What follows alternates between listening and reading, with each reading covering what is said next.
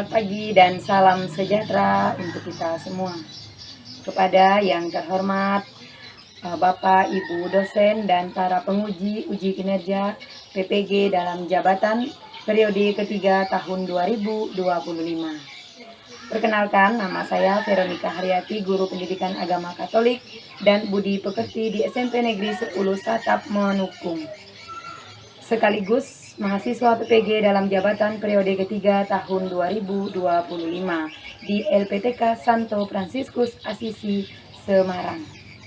Dengan nomor induk mahasiswa 253091783 pada hari ini, Kamis 9 Oktober 2025, saya akan melaksanakan praktik pembelajaran pendidikan agama Katolik dan Budi Pekerti di kelas 8 SMPN 10 Satap Menukung dengan materi Sakramen Baptis. Selamat menyaksikan. Baik, sebelum kita mulai pembelajaran pada hari ini, marilah kita berdoa. Doa mulai. Di dalam Bapa dan Putra dan Roh Kudus. Amin. Allah Bapa kami yang penuh kasih, puji dan syukur kami haturkan kehadirat-Mu atas berkat dan pendampingan-Mu hingga hari ini. Mohon berkat-Mu ya Bapa untuk kegiatan belajar kami hari ini. Semoga hari ini kami mampu menghayati sakramen baptis sebagai sarana untuk bertemu dan semakin dekat dengan-Mu. Engkau kami puji ya Bapa bersama Putra dalam Roh Kudus sepanjang segala masa. Amin. Dalam Bapa dan Putra dan Roh Kudus. Amin. Sebelum memulai materi kita pada hari ini, mari kita menyanyikan lagu Indonesia Raya.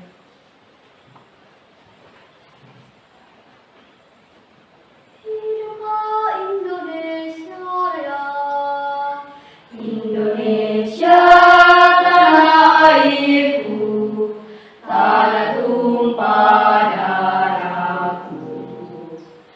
Di sanalah aku berdiri, jadi pandu ibuku. Indonesia, kebangsaanku, bangsa dan airku, marilah kita berseru, Indonesia bersatu. Hiduplah tanahku, hiduplah negeriku, bangsaku, rakyatku, semuanya. Bangunlah jiwanya, bangunlah badannya untuk Indonesia Raya. Indonesia Raya, merdeka, merdeka, tanahku, negeriku yang ku cinta.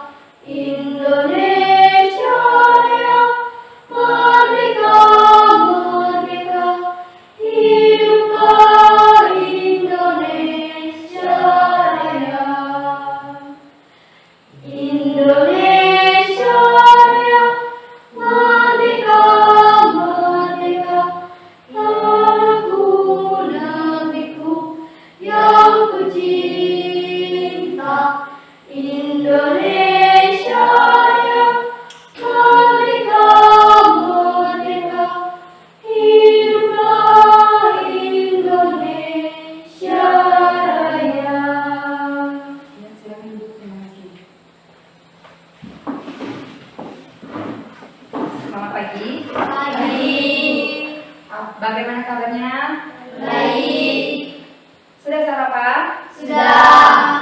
Nanti kalau sudah sarapan, kita juga harus sudah siap untuk memulai materi kita pada hari ini ya. Nah, materi kita pada hari ini berbicara mengenai sakramen baptis. Adapun tujuan pembelajaran kita pada hari ini ya, peserta didik mampu memahami makna dan konsekuensi sakramen baptis sehingga bersyukur dan mewujudkan konsekuensi atas baptisannya. Untuk sakramen baptis, ketercapaian peserta didik ya Yang pertama, peserta didik mampu menjelaskan makna dari sakramen baptis melalui kegiatan diskusi serta tanya jawab.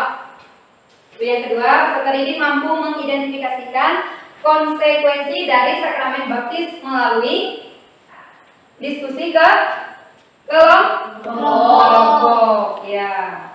Apakah kalian pernah mendengar kata sakramen? Pernah. Pernah mendengar kata sakramen? Pernah. Ya. Apa itu sakramen? Sakramen adalah tanda atau simbol rahmat Allah, ya. Yaitu. Nah, di dalam gereja Katolik kita memiliki beberapa sakramen. Ada berapa sakramen di dalam gereja Katolik? Ada 7 sakramen. Ada 7 sakramen di dalam gereja Katolik. Bisa disebutkan ke-7 sakramen itu? Ayo, siapa yang bisa bantu Ibu? Iya, silakan. Mulai dari pertama, sakramen yang pertama dalam gereja Katolik. Yang sakramen yang pertama yaitu sakramen baptis. Sakramen baptis. Yang kedua sakramen ekaristi. Sakramen ekaristi. Yang ketiga sakramen krisma. Sakramen krisma. Yang keempat sakramen tobat. Tobat. Yang kelima sakramen pengurapan orang sakit. Sakramen pengurapan orang sakit. Yang keenam sakramen perkawinan. Sakramen perkawinan. Dan yang ketujuh sakramen imamat. Iya, dan yang terakhir atau sakramen yang nomor 7 itu adalah sakramen imamat. Ya, jadi itulah ke-7 sakramen yang ada di dalam gereja Katolik. Sekarang Ibu akan bagikan kalian tugas kelompok. Karena tadi sudah dijelaskan, ya, sudah dijelaskan apa itu sakramen. Nah, sakramen nanti termasuk sakramen baptis itu termasuk dalam sakramen apa? Itu tadi sudah dijelaskan ya. Sekarang kalian Ibu bagikan kelompok, masuk dalam kelompoknya, kalian kerjakan. Ada beberapa tugas kelompok. Ada beberapa tugas kelompok. Yang pertama, ya, boleh ditulis satu kelompok, boleh tulis. Ya, ditulis saja. 1. Sakramen baptis. Ya, masuk dalam kelompok. Sakramen baptis termasuk dalam sakramen apa? Yang tadi sudah dijelaskan, ya. Sakramen baptis termasuk dalam sakramen apa? Ya, sakramen baptis termasuk ke dalam sakramen apa? Itu yang pertama.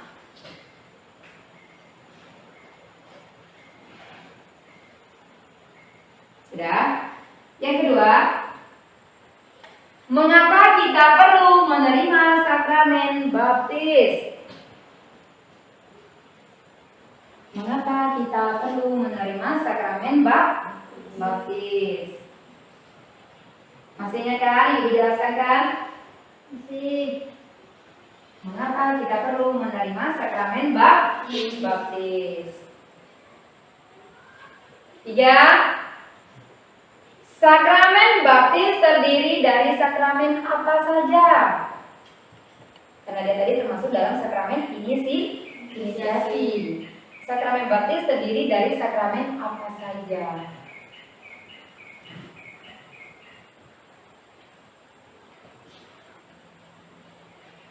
Nomor 4.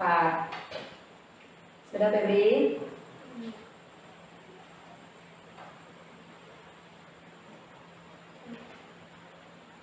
Siapa yang bisa memberikan sakramen baptis? Siapa yang bisa memberikan sakramen baptis?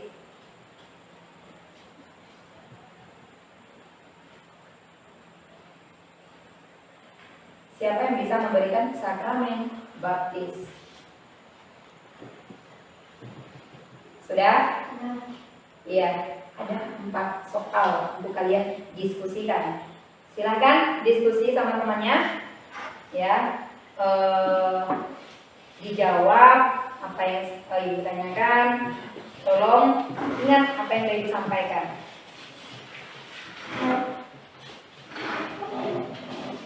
Iya, bergabung aja nggak apa-apa.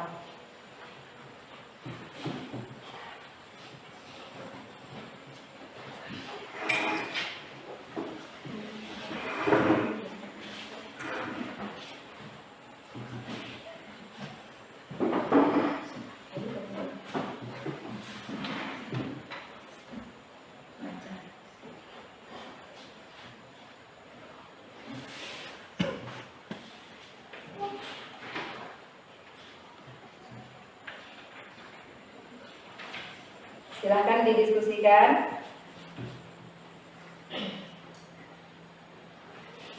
Membaca, Devi, menyadari.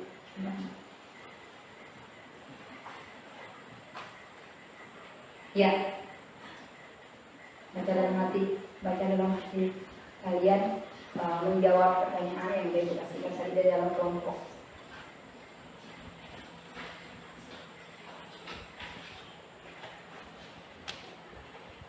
Ya, kerjakan di dalam kelompok masing-masing. Injil Matius bab 3 ayat 1 sampai 17. Ya, boleh Ibu minta bantu satu orang siswa untuk membaca. Lina, boleh Min.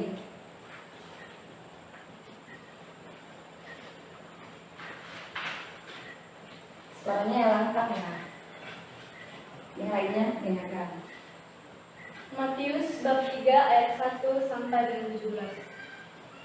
Pada waktu itu, tampillah Yohanes Pembaptis di padang gurun Yudea dan memberitakan, "Bertobatlah, sebab kerajaan surga sudah dekat." Sesungguhnya, dialah yang dimaksudkan Nabi Yesaya ketika ia berkata, "Ada suara orang yang berseru-seru di padang gurun, persiapkanlah jalan untuk Tuhan, luruskanlah jalan baginya." Yohanes memakai jubah bulu unta dan ikat pinggang kulit, dan makanannya belalang dan madu hutan. Maka datanglah kepadanya penduduk dari Yerusalem, dari seluruh Yudea, dan dari seluruh daerah sekitar Yordan. Lalu sambil mengaku dosanya, mereka dibaptis oleh Yohanes di sungai Yordan. Tetapi waktu ia melihat banyak orang Farisi dan orang Saduki datang untuk dibaptis, berkatalah ia kepada mereka, "Hai kamu keturunan ulat beludak, siapakah yang mengatakan kepada kamu bahwa kamu dapat melarikan diri dari murka yang akan datang? Jadi, hasilkanlah buah yang sesuai dengan pertobatan. Dan janganlah mengira bahwa kamu dapat berkata dalam hatimu, Abraham adalah bapa kamu. Karena aku berkata kepadamu, Allah dapat menjadikan anak-anak bagi Abraham dari batu-batu ini. Kapak sudah tersedia pada akar, dan setiap pohon yang tidak menghasilkan buah yang baik pasti ditebang dan dibuang ke dalam api. Aku membaptis kamu dengan air sebagai tanda pertobatan. Tetapi ia yang datang kemudian daripadaku lebih berkuasa daripadaku, dan aku tidak layak melepaskan kasutnya. Ia akan membaptiskan kamu dengan Roh Kudus dan dengan api. Alat penampi sudah di tangannya. Ia akan membersihkan tempat penyirikannya dan mengumpulkan gandumnya ke dalam lumbung. Tetapi debu jerami itu akan dibakarnya dalam api yang tidak berpadamkan. Maka datanglah Yesus dari Galilea ke Yordan kepada Yohanes untuk dibaptis olehnya. Tetapi Yohanes mencegah dia. Katanya, "Akulah yang perlu dibaptis olehmu, dan engkau yang datang kepadaku?" Lalu Yesus menjawab, katanya kepadanya, "Biarlah hal itu terjadi, karena demikianlah sepatutnya kita menggenapkan seluruh kehendak Allah." Dan Yohanes pun menurutinya. Sesudah dibaptis, Yesus segera keluar dari air, dan pada waktu itu juga langit terbuka, dan ia melihat Roh Allah seperti burung merpati turun ke atasnya. Lalu terdengarlah suara dari surga yang mengatakan, "Inilah anakku yang kukasihi, kepadanya lah aku berkenan." Demikianlah sabda Tuhan. Syukur kepada Allah. Terima kasih. Ya, jadi kita sudah mendengarkan bacaan atau Injil dari Matius yang membicarakan atau yang pembaptis itu berbicara mengenai pembaptisan. Jadi Ibu mau dengarkan presentasi dari beberapa kelompok. Mulai dari kelompok 1. Mulai dari kelompok selfie. Baca soalnya tadi, terus jawabannya juga dibaca. Itu presentasi kelompok. Kelompok lain diharapkan untuk mendengarkan. Selfie, boleh maju ke depan.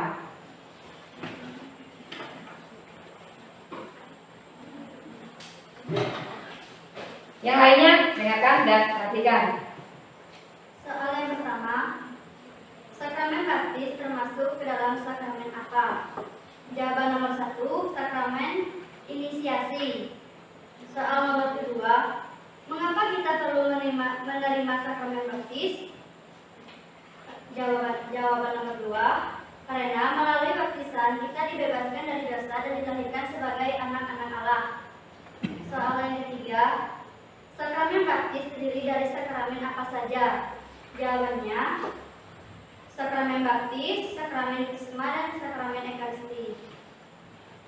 Yang soal nomor 4, siapa yang bisa memberikan sakramen baptis? Jawabannya, uskup, para imam, dan diakon. Oke, tepuk tangan.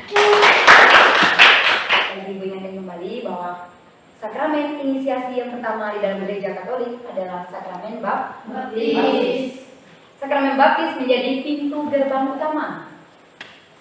Menjadi pintu gerbang utama untuk menerima sakramen-sakramen yang lainnya. Nah, sakramen baptis adalah sakramen dasar.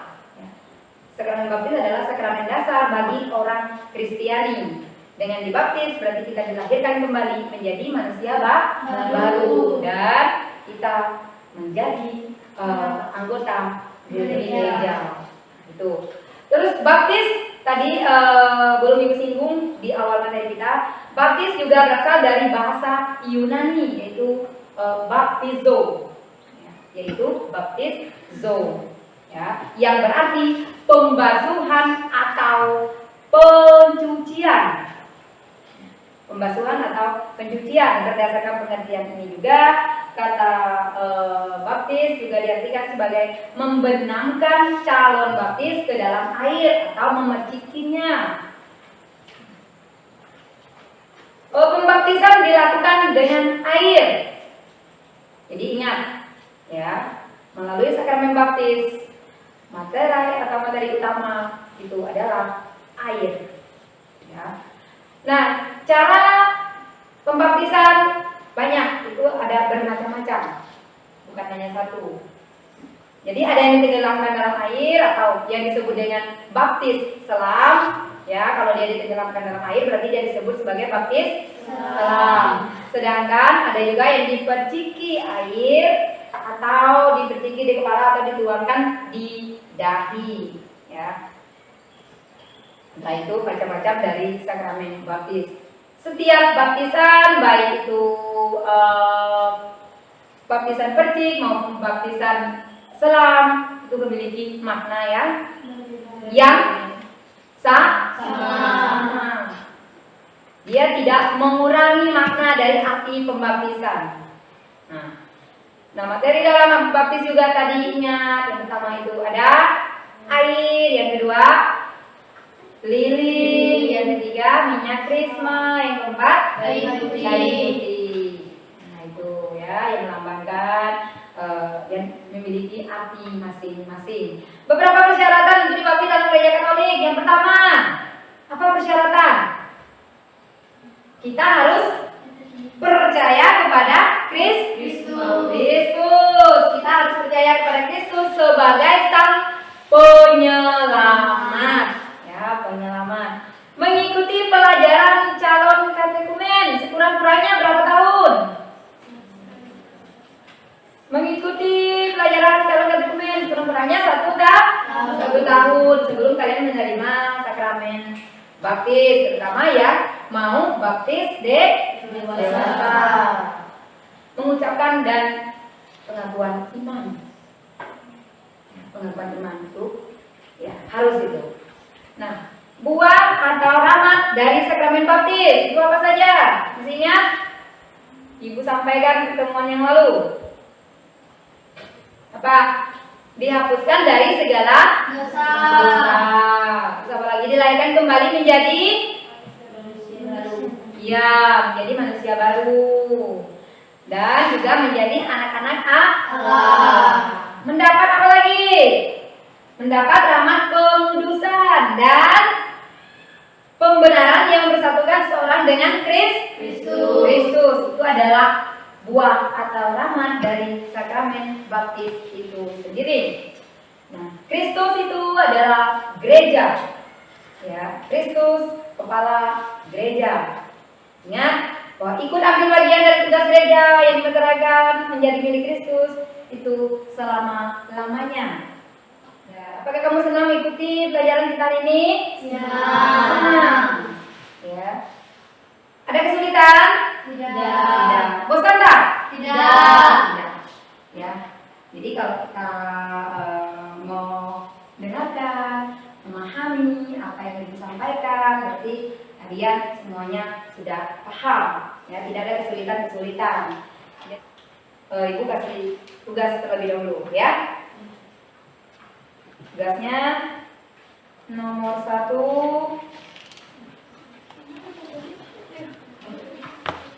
Ya, nah ini kalian kerja. Yang ada di ini tulis. Ya, tulis. Ya, tulis ya. Tulis ya, kerjakan.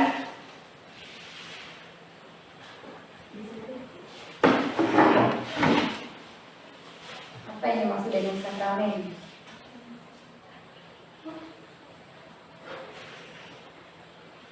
Tulis ya. Apa yang dimaksud dengan sakramen?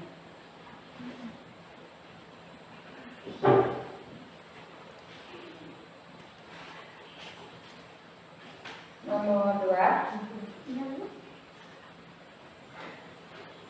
Kenapa kita harus menerima sakramen baptis?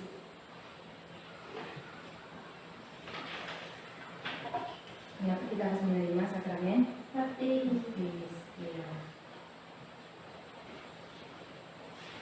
Sudah. Nomor 3.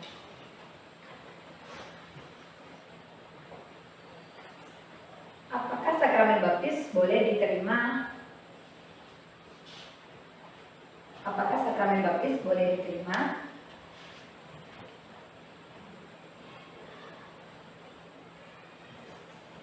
Saat masih bayi atau saat masih bayi dan dewasa?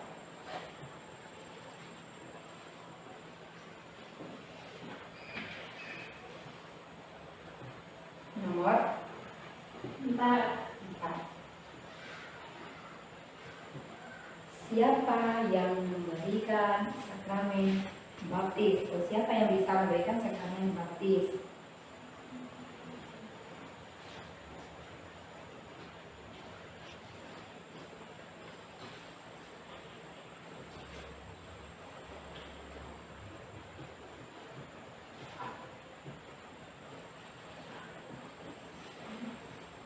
Nomor 5.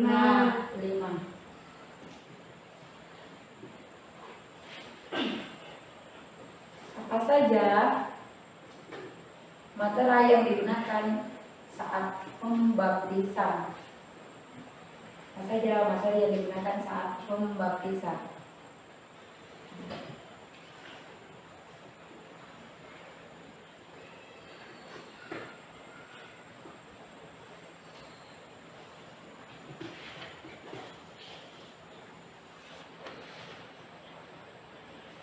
Sudah? Ya, kerjakan. Silakan dikerjakan.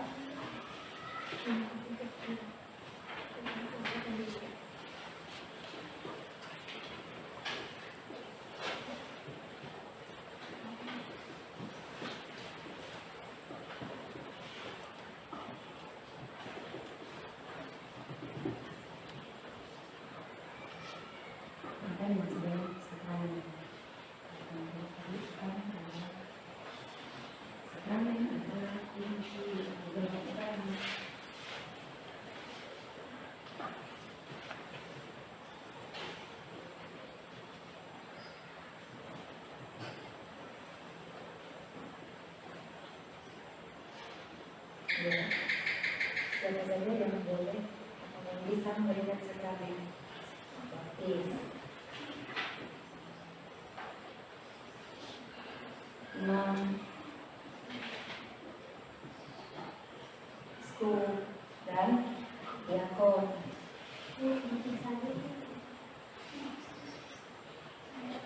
Sudah? Sudah, Bu. Yang lainnya masih mengerjakan?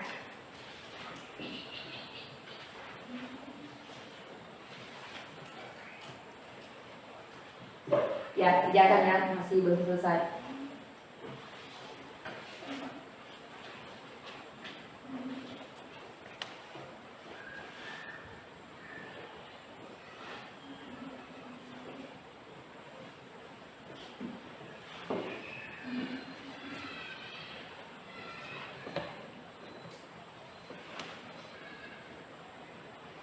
Sudah?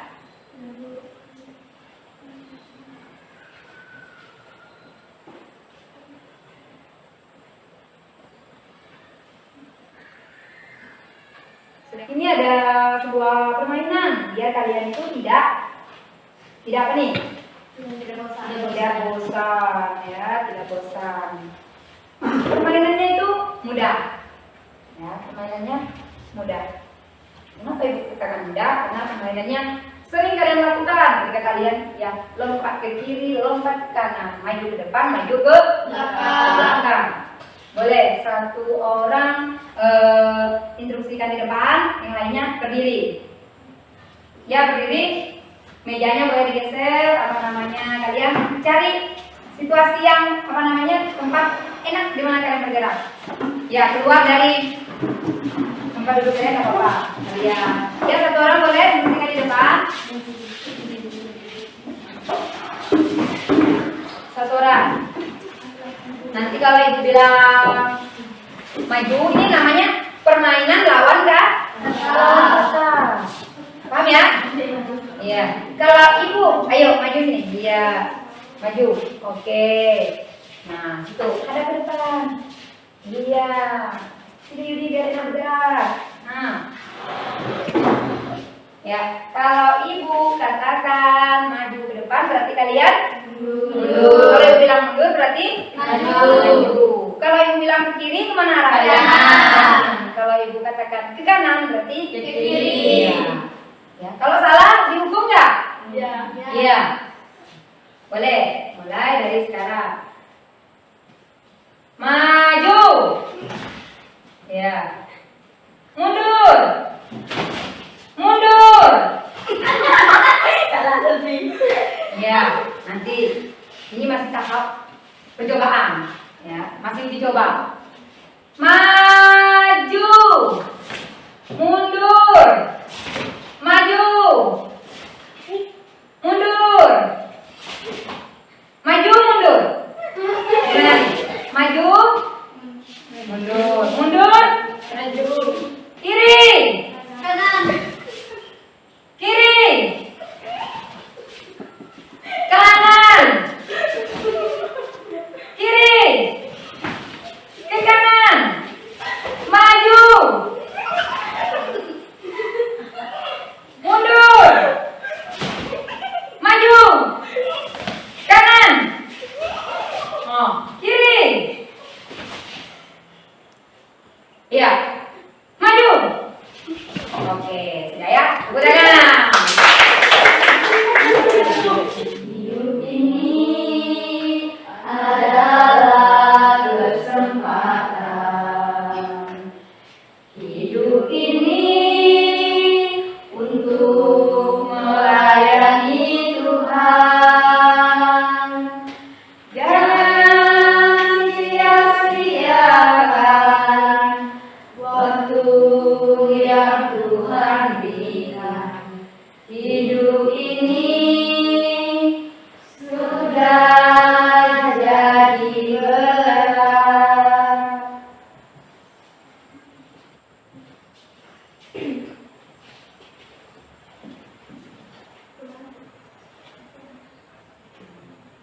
Teman-teman, kita pulang dengan kita berdoa mulai.